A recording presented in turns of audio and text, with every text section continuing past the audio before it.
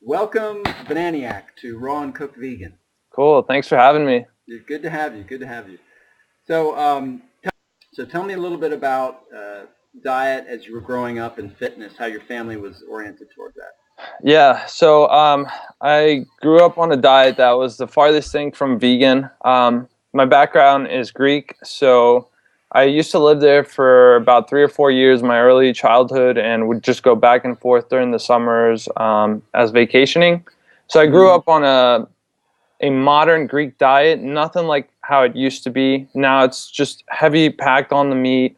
They're bringing yogurt, like you probably see in the supermarkets now. They have the Greek yogurts, lots of dairy, cheese, and all that. So basically, I grew up something similar to a standard American diet. I was never fat as a kid. I was never too overweight, but I was never fit as a kid either. So, when we get to about high school, I'm eating like maybe a couple times a week at Five Guys, like at a burger joint, just a couple times a week, and just not caring about my health. I was doing what I thought was right, eating in moderation and things like that. But just eating at burger joints and just thinking I was doing well. And I was always kind of into health, playing sports in high school. I was on a soccer team, track and field team. So I always thought nutrition was important in a sports perspective. And once I got into college, I started seeing everyone around me just get really overweight, start bad habits, drinking, smoking, eating at fast food places. And I was like, wow, I'm heading the same place as these guys are. I'm doing exactly what they're doing. So why not go in a different direction? I started thinking about nutrition. I thought nutrition had to be important.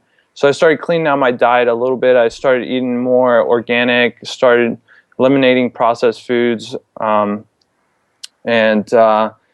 then I was always watching stuff online, and I ran into this paleo thing. And so I gave that a try, and I was like, oh, okay, that makes sense. I always heard carbs make you fat.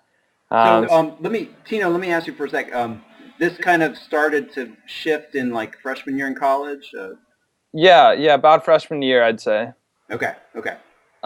So yeah, I did lots of meat after that, watching some videos. I was eating like maybe one sweet potato a day. Now I can go through a whole bag of it. So it's insane. And I started losing weight, right? And I thought like it was working out for me. But going, playing soccer and trying to lift weights, going out for runs, I didn't have the energy to put out. And so not only could I not put out on the sports aspect, but I also got really sick. I remember once it must have been summer 2010, I took a summer class, and I was out for like a week. And a week is like a really big chunk of summer classes. They're like 6 weeks long. So I was out for a week getting really, really hot and really, really cold. I remember being out in the hot summer day in like sweats because I was freezing. So yeah, I would just get really, really sick. And then I started to look more into diet. I'm like, maybe I'm doing something wrong here. And then I ran into... Let me ask you, about how long would you say you were doing the Primal thing? Yeah, definitely over a year for sure. That's really interesting. Because you hear the advocates saying that it's being used now by athletes, but at least your experience has bore out that was not the case. Yeah, I mean, I can't imagine just being a professional athlete at least and doing the paleo thing. I mean, we'll go into this later, but carbs are your energy source. But anyway, so after a little while of getting sick and just not feeling good, I ran into this documentary called Forks Over Knives. And that changed like my whole perspective of things. I always thought, veganism or like a plant-based diet was something that hippies do, for the environment, for the animals, but I didn't think it was for health. So it was awesome to have that clinical evidence there, that's what really got me. Right. And so I just started changing my diet a little bit and cleaning it out a little bit more. And for Greek Easter, what we do is we fast 40 days before, kind of like Lent. So we give up all animal products, even oil too, which is really interesting because that's like what I'm on now. Yeah. So I did it for 40 days. I'm like, if I'm eating like this my whole life, why can't I just do the 40 days? I'd never done it before. So I did 40 days, 100% vegan. And, once I got to Easter, I didn't have any lamb or any meat animal products. I'm like, I'm really liking what I'm seeing. How about I just keep going? So it's been going ever since. And then I started researching a little bit more, and I ran into this guy named Durian Rider on YouTube, and he just changed my whole perspective on the carbs. Like I knew the plant-based thing worked, but I never knew I could eat that many carbohydrates and still be healthy, still be at a reasonable weight. And so that's what I'm doing now. Is I'm on a high-carb, low-fat, plant-based diet, and I'm feeling the best I've ever had. Yeah, it's wonderful, wonderful. All right, so before we continue with that, can you describe maybe a little more in detail some of the negative symptoms of being on that high protein, high fat diet? Yeah. Otherwise, AKA primal paleo. Right. Like I said, the worst was when I would get those hot and cold chills, like on a really warm summer day. That was the worst. I was out for like a week. I went to the doctors, got injected with a bunch of things, just horrible. But, not some other things. Elimination? Did it affect elimination, make elimination either constipation or diarrhea? Yeah. Yeah, I mean, digestion was not what it is now. I was never constipated per se, but it wasn't as regular as it is now. Because now really interesting. It almost sounds like the high fat was clogging the body's ability to regulate temperature. It almost sounds like the fat content of that diet was obstructing the body's ability to regulate temperature. Yeah, that and probably the lots of animal protein because I was doing lots of meat. I wasn't doing so much of dairy, even though I was eating like, it's like in a glass bottle, it was like raw dairy. Yeah. But yeah, definitely not as regular now. Now, like it just goes right through me, like it's really, it's what it should be. Exactly. And let's see, like other things, like when I go out and like either lift weights, go out for a run, play soccer, play sports, I would get lightheaded. I would get like little chills again, probably from not getting enough carbohydrates to be able to have the energy to do things. Absolutely. So just not having energy, not being as regular. Just overall like a worse state. Right. Gotcha. Okay. So then you saw Forks Over Knives and you decided to make this shift. Would you say initially it was basically a cooked vegan approach? Absolutely, yeah. And I'm still eating lots of cooked food. Before, with Forks and Knives, I hadn't eliminated oil because I don't know. They just didn't make a big point of that. Even though I know Dr. Esselstyn's program, eliminate all oil, no nuts, for his therapy. So I was doing a little bit. So he does say no nuts at all. Yeah, no nuts, no avocados.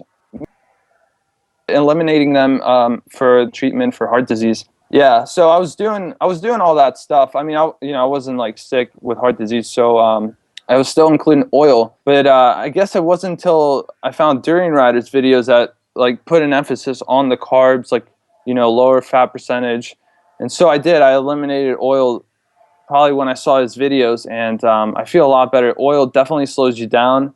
Probably a little bit. It's not going to hurt you, but if you want to do your best, if you want to be athletic, you should definitely eliminate oils. So that's what I did. All right. And you find that you get plenty of the healthy fats with the diet that you're eating. Definitely. I mean, I've been getting blood tests here and there, so nothing is showing like I'm deficient in fats. I like to have some, if you want to call them overt fats, like avocados, nuts. I have those things, and I don't feel guilty about it. But yeah, Yeah. even on, let's say if I was doing no nuts, no avocados, there's all the essential nutrients are found in fruits and vegetables. Even fats, you know, omega-3s, omega-6s, which are the essentials. Right. They're all found in there. Okay. Yeah. All right, great. Well, and since we're on this, let's see. Would you say you've been a cooked vegan for how long now? Cooked vegan, I'd say probably till Easter, which, let's see, it must have been April 15th, 2012, I believe that's the date. Okay. So yeah, I've been doing cooked food ever since then. Cooked vegan, that is. Right. I did do raw, 100% 80-10-10 for like maybe a month. You know, it's not enough time to say that I really have experience with doing 80-10-10. Yep. But I do it here and there. I have full days of just fruits and vegetables, or like you know, a week or so. Okay. Here and there. Well, that's interesting. Since you did have that month, can you talk a little bit about that experience and how it relates to the cooked vegan? Yeah. You know, people talk about detox and that. I don't know if it was detox, but I definitely felt different. Like, I definitely felt here like a little bit more pressure. Maybe it was getting some things out that must have been stuck in there from my previous high-fat diet. So who knows? But definitely felt a lot better in digestion. And just more energy, you know, eating lots of bananas. That's what I was doing, because I knew I had to get in the calories. Let's say like which are low calorie, you have to eat like a lot of apples to sustain it. So I was doing a lot of bananas and definitely felt the energy there. Yeah. After that period, it definitely felt a lot easier to get in the calories, and it was really practical too. You know, like if I had to, I could stop by at a restaurant and order cooked vegan meals, low fat, plant based. So it was a lot more practical for me. And coming back home too, if my family was making something that was vegan, you know, I could just sit down with them and eat a meal like that. That's great. Yeah. Yeah. And since you do mention family, how has that aspect of things been? What are the social dynamics of eating this way? First with immediate family, and then in the broader culture. Yeah. I don't think my parents were ever against me going vegan. Mm-hmm. So, you know, some people struggle with like that sort of peer pressure from their family, from their friends. I never really had that from my family, and I had the pressure when I was trying to get the message out to them. At first, it was really tough because they're like, "Well, that's great, it's working for you. I don't know if it's like for us, you know." Yeah. But you know, it's been a long journey. They've been picking up a few things that I've been learning.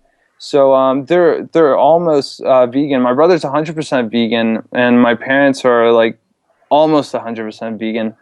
So Wow. it's great. You know, it feels really good to be able to change other people's lives with all I've learned. That's But cool, Tino. That's really cool. yeah, and like, you know, I've gotten some things from my friends, but I've stopped taking things like personally. You know, I've learned that other people are going to have different opinions about you. If you do something different from what they expect, you know, they're going to have something to say. So just don't take it personally. Absolutely. Absolutely. You kind of touched on this a little bit earlier, but as you've been pursuing this way of living for the past, over a year now, have you looked a little more closely at some of the ethical and ecological aspects of this way of living? Definitely. Like I said, this was a health journey for me at first. I wouldn't have done it for anything else, because back in high school, I was eating Five Guys. To be honest, I was enjoying it and didn't give an F about anything else, right? Yeah. So it was a health journey. But, you know, the further I got into this vegan lifestyle, I couldn't keep my eyes away from like the animals and what we're doing to the planet for a long time. Like I started to turn my head to things, and I watched a documentary called Earthlings that was a huge awakening for me. Yeah. Um, Here's the thing, like from a nutrition standpoint, I believe if you eat 80% of your calories from carbs and still include like a little bit of animal products, you can still Hmm. be healthy. Yeah. But at that point, like if I'm craving, let's say I'm craving meat, right? And I'm doing 80-10-10. At that point, it's an ethical standpoint for me. If I can have a vegan burger as opposed to a real one that takes a whole animal to produce one burger, I'm going to go with the vegan option, you know? Yeah. So it is an ethical standpoint for me now. But before it was just 100% health. Right, right. You're making me think of another line, which is you've been into physical fitness and you've kind of been through these different diets. Can you talk about like strength development, endurance with your physical performance in relation to this new way of eating? Yeah. So, you know, being on a high carb plant-based diet, I think not only will it make you thrive, but it's essential to be on this diet if you want to have physical performance. You know, I was trying to do a high protein, high fat diet before with lots of animal products, and it just doesn't work. The body cannot convert fat into sugar very well and very quick. So you need that glucose. You need to have it in your diet, and lots of it if you want to be able to put out the physical performance. So in that way, you know, it's definitely changed my perspective of what a healthy diet is just by seeing me how I feel on the pitch or whatever it is. Yep. Okay. And is that so? Are you a runner? Are you a Yeah. cyclist? Yeah. I played soccer in high school. Now I just do it as recreational with my friends.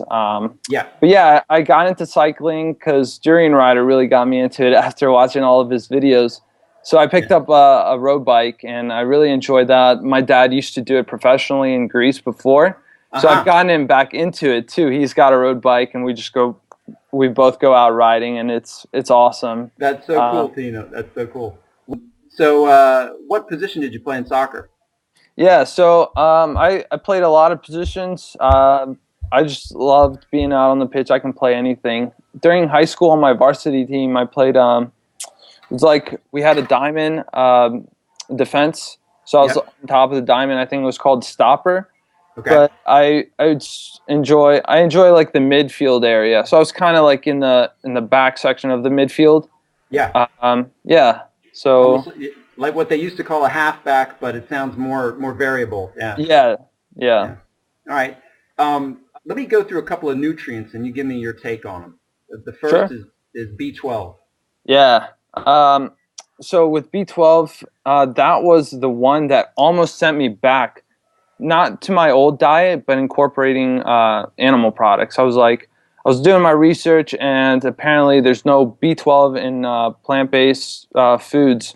So I was like, man, you know, maybe the human diet should incorporate some animal products. But I did more research, and what happens is it's cobalamin that we need. Cobalamin is found in the soil. We take it in, and we convert it to vitamin B12.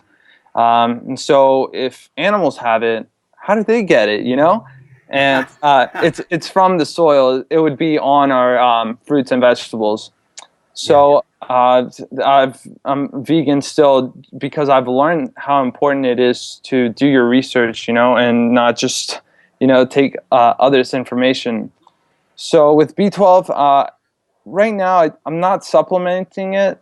I'm really curious to see if my body is converting it. So I'm going to go and have my blood tested, and just to make sure I'm getting enough, and constantly do it before I start supplementing. Okay. But if I have to, it's a very safe procedure. There hasn't been many consequences that have arisen. Yeah. Yeah. So it's safe, and Dr. McDougall, Dr. Neil Bernard, all those plant-based doctors, you know, promote it. So it's definitely safe. Do you think if you'll do it, will you do oral supplementation or will you do a shot? Yeah. I did the like a little spray like under the tongue for a little while, but I never had blood tests before to compare them, so that's why I stopped, just to make sure I'm getting enough. Gotcha. If I had to reintroduce it again, I would go with the sublingual again, just to make just to see if it's working. If it's not working, I would definitely get on the shots. I've heard great things about the shots working for people that aren't producing enough B12. Right. So maybe that would be my last straw on things. I would definitely get on the shots to be on the safe side. Gotcha. Gotcha. Just on a side note, getting these blood tests, is that expensive for you? Is that something that's covered by insurance? How's that work? I think it's covered by insurance. What I did was I went to my doctor and I was like, oh, doc, I'm not feeling too well. Like, maybe it's this new diet I'm on. Is it all right if I have these things checked? I hear vegans don't get enough of this and this. So I did it that way. I don't know if That's that's the cool. best way. Yeah, I don't know if That's that's the great. best way to go, but yeah. That's great. Okay. And did you, so you have not yet tested for the B12 that, are you going to do that UMMA test? I have tested for it actually. I don't remember the name of the test, but levels were just in the range. Okay. Yeah, I'm not. There's a couple of tests out there. I'll have to get familiar with them. Okay. Yeah. Yeah, but I'm definitely curious to see if my body is producing enough of it, just without any supplementation at all. Gotcha. Gotcha. Okay. What's your take on vitamin D? Vitamin D. Um, Well, just thinking about humans as a species and what their environment would be, we don't have heavy fur on us. We have naked skin. Like we would be out in a tropical environment where we could get enough heat to sustain ourselves. So we would be around sunlight in a normal environment. Now that we're getting up north and down south, we're starting to see more vitamin D deficiencies because we're not getting enough sunlight. And so, is that a natural thing to do, is living in these environments? If it is to save someone from a vitamin D deficiency, then a supplement might be something to think about, or else maybe moving in, down south or down or up north where the climates are a bit warmer. Right. Right. Okay. Okay. And the last one I'm a little bit curious about is iodine. Have you looked into iodine at all? Is that a concern at all for you? It hasn't been a concern for me. Okay. Like I said, blood tests are fine with it. Iodine. So there's a lot of iodine in, I guess, the ocean. Like if they say you're running low on iodine, eat more fish, shrimp, or whatever. It's like, Yeah. what are those animals eating? I think I think a good source of iodine would be like seaweed. I guess if you are running low, maybe experiment with that or something. Yeah. Yeah. But I would always experiment with a whole food before going into supplementation. Right. And there's also there's iodized salt. So a lot of people are eating lots of salt and then they get off of it and then maybe they run into iodine deficiencies. It maybe could be due to that. So Yeah. I believe all nutrients are found in the whole plant-based foods, and so you just eat enough of them, you get enough of all of the essential nutrients. Gotcha. Gotcha. Yeah. How about water? Are you drinking a lot of water in addition to what Oh you're yeah. eating? Yeah. Yeah, And definitely. I know some people recommend a high water content diet, and so that's good and all. But I do believe that you can still get dehydrated. If you want to go out for a bike ride or something like that, you're definitely going to need water. You can't do it on just stopping on the side of the road eating some watermelon or something. So I definitely drink water. I feel my best drinking water and just and staying hydrated too. There's teeth problems that run into dehydration. You can faint on while bike riding if you're not getting enough water. There's all sorts of consequences that come with it. So I just drink water, and I don't think there's anything bad with drinking water at all. okay. Do you have a certain minimum amount you try to get in each day, or does that just vary depending on your thirst? Or Yeah. I've been kind of seeing myself on how I feel with different volumes of water. I've yeah. come to, on average, it's like maybe 3.5 liters of water a day. That's Okay. what I feel best on. And so I usually aim for something like that minimum per day. Okay. All Yeah. right. And since we're going on some of these, what about sleep? Do you try to go to bed early? Is that important? Do you kind of sleep? Do you have to use an alarm clock? What's your take on that? Yeah, so definitely with sleep, I try to get at least 10 hours, if I can, that is. You know, like lately I've been studying for exams. I've been staying up 3 or 4 in the morning, and that's what I have to do. Right. But on a day that I can get sleep, yeah, I do aim for as much sleep as I can. Usually, as the sun goes down, I feel that that's a good indicator of what we would do in our natural environment. So we would go down with the sun. There's no point of staying up and not being able to see your surroundings. Right. So yeah, definitely try to get as much sleep as I can, and I feel best when I do get around, like, let's say 8 to 10 hours of sleep. Yep. Okay. And can I ask you, I got the feeling, tell me if I'm right, are you studying anything related to diet and nutrition, or are you in a totally different area of study? Yeah, I'm a dietetics student, so Yeah. I basically study, the normal nutrition recommendations. Excellent. Okay. Yeah. And it might be interesting to hear from you. Do you find within the educational system that there's a great deal of misinformation? Oh yeah, definitely. Like some of the stuff they recommend. I mean, like let's say, like, for diabetes, right? They say limit your carbohydrates to control the diabetes. Yeah. And so what happens is, with diabetes, there's too much fat in the blood. It blocks the insulin receptors. Glucose can't get into the cell. So yeah, you eliminate sugar, you're not going to have these diabetes symptoms. But does that mean you're diabetic, diabetes free or whatever? No. So it differs from what Dr. Neil Bernard or Dr. John McDougall would advocate: a high carbohydrate vegan diet to lower the fat in the blood and get the actual glucose into the cell. So different things like that, the way they treat certain diseases, what they recommend, definitely different. But I don't think anyone can argue that fruits and vegetables are bad for you. Right. So at least Right. that part's accurate. I tell you, it's really nice to know that there's going to be someone who's trained as a dietitian who kind of sees the whole picture. It's going to be a real breath of fresh air. So I'm glad you're going down that path, man. Oh, thanks. Um, One thing I'm curious about, you got this.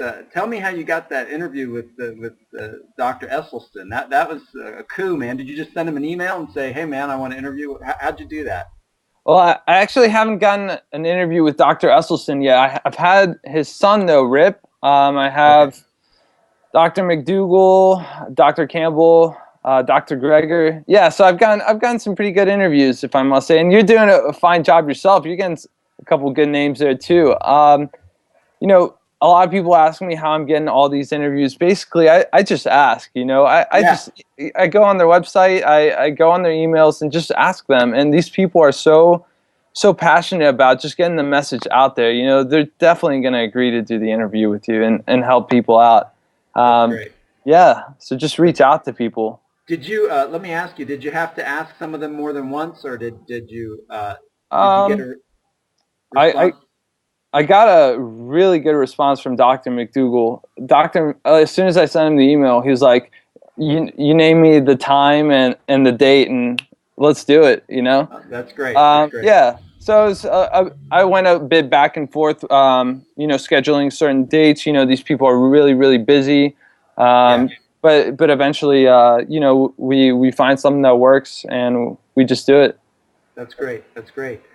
Um, let's see. What else? Are there? Tell for the audience the name of your site, your YouTube Oh yeah. channel, Facebook. Any references you'd like to share? Sure. Yeah. So my YouTube channel is called Bananiac, Banaiac, Yep. and you can just type that in on YouTube, Facebook, Instagram, Twitter. It's all under the same name.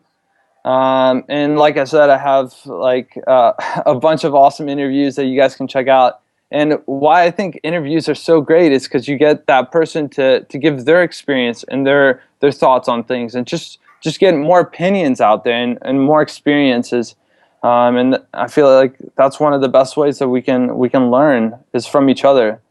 So yeah, just have a bunch of videos on that. I have a lot more coming out. So yeah, check me out. Great, great. Have you thought a little bit about the kind of savings that could be had within the medical system and society in general in terms of moving toward this kind of diet? Yeah, you mean like a balance between like purchasing the food and like medical expenses with medicine and Yeah, I mean, surgeries.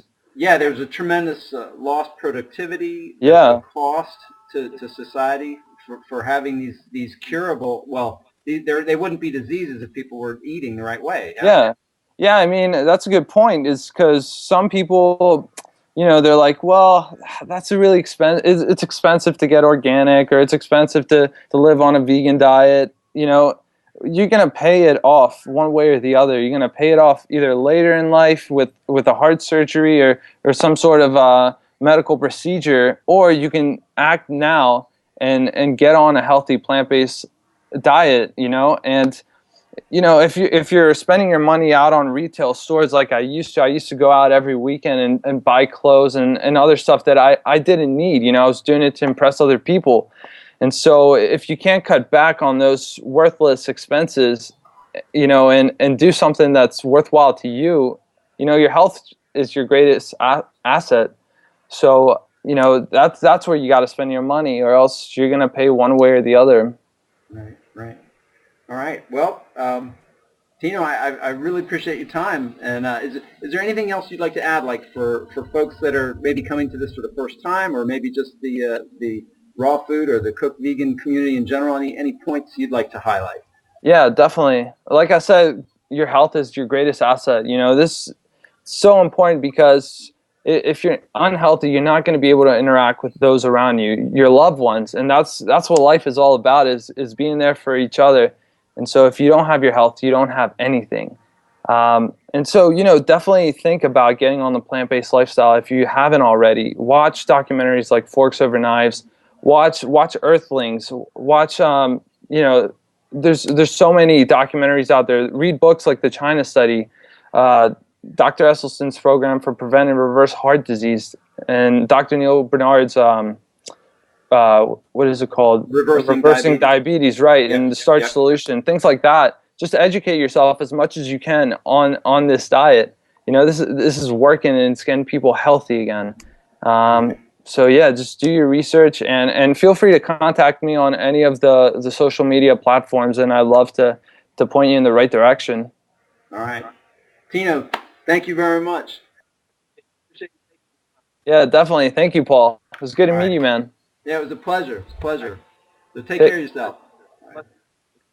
you too. All right.